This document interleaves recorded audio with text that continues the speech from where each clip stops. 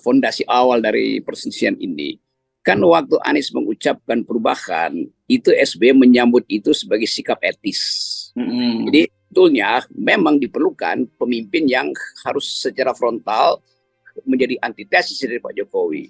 Tapi pada waktu itu belum dihitung apakah yang etis itu juga masuk akal atau possible secara politis. Kan itu hitungannya tuh. Setelah dihitung secara politis, yang etis itu bisa dibatalkan oleh jumlah suara yang kurang. Jadi kemudian terjadi semacam kalkulasi pragmatis bahwa memang intinya bukan memenangkan secara etis aja, tapi secara politis juga mesti dimenangkan. Atau kalau saya pakai bahasa lain, bukan kualitasnya aja yang mesti kita ucapkan, tapi juga kuantitas. Nah, kuantitas itu menyangkut hitung-hitungan suara tuh. Dan memang saya kira memang udah dihitung bahwa ya potensi itu bisa diperoleh. Yang etis itu harus menumpang pada yang politis, kira-kira begitu. Karena yang politis itu hanya mungkin diperoleh kalau Jawa Tengah dan Jawa Timur dimenangkan oleh Anies tuh. Walaupun saya pada awalnya merasa ya udah nggak perlu aja pertimbangan itu. Bahkan saya dorong kan bahwa kalau Anies dihalangi, bikin aja people power, lalu semua orang marah. Padahal sebetulnya yang etis itu memang harus lewat people power.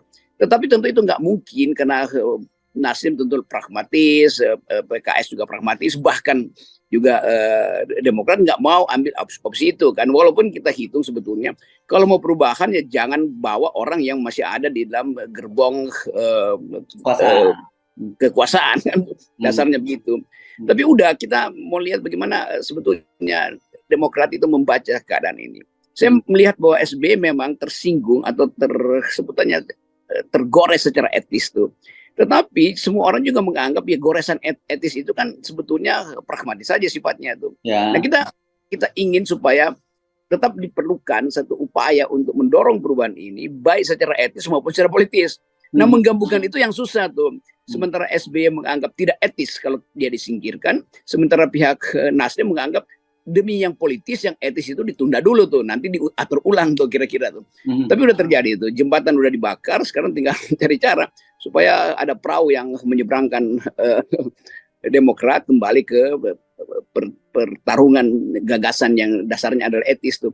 Tapi saya tetap melihat bahwa ada potensi karena keadaan kita itu memungkinkan juga Pak Prabowo berhitung ulang.